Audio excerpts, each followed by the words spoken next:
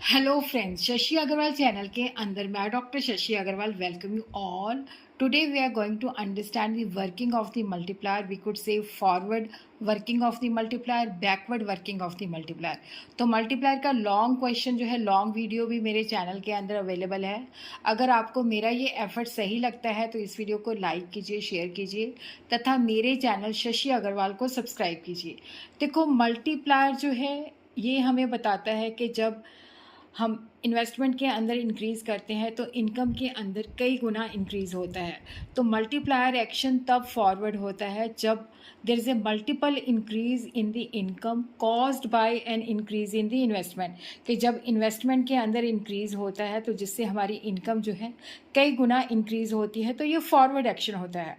अगर इन्वेस्टमेंट जो है that is increases by 100 crore और मार्जिनल प्रोपेंसिटी टू कंज्यूम हमारी 0.5 है, तो there will be increase in income 2 times. जितनी हमने इन्वेस्टमेंट के अंदर इंक्रीज़ किया है उससे 2 गुना हमारी इनकम इंक्रीज़ होएगी और इसको हम फॉरवर्ड एक्शन मल्टीप्लायर कह देते हैं. तो यहाँ पे मल्टीप्लायर जो है delta y, change in national income divided by change in investment. तो हम इसको इस तरह से भी लिख सकते हैं, change in income is equal to K into change in investment. तो के जो है इसको हम इस तरह से भी कैलकुलेट कर सकते हैं, 1 divided by 1 minus M P C, या K is equal to 1 divided by M P S. तो यहाँ पे 2 गुना आ जाता है. अब हम डायग्राम के अंदर देखते हैं कि यहाँ पे हम लेते हैं रियल नेशनल इनकम जो है जीडीपी, और यहाँ पे हम लेते हैं aggregate consumption expenditure, consumption plus investment. तो यहाँ पे हम देखते हैं कि पहले जो है हम इस लेवल पे होते हैं कंजम्पशन प्लस इन्वेस्टमेंट पे. तो यहाँ पे हमारा इक्विलिब्रियम होता है और ये हमारी जो है इनकम इंक्रीज, इतनी इनकम है. उसके बाद क्या होता है कि इन्वेस्टमेंट में इंक्रीज होती है ए बी. तो यहाँ पे हमारा जो एग्रीगेट डिमांड का कर्व है ये इधर की तरफ शिफ्ट हो जाता है.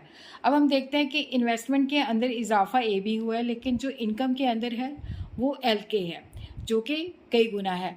Now we will understand backward action of the multiply. Backward action तब होता है जब हमारा इन्वेस्टमेंट पहले से कम हो जाता है तो इनकम के अंदर कई गुना डिक्रीज आ जाता है.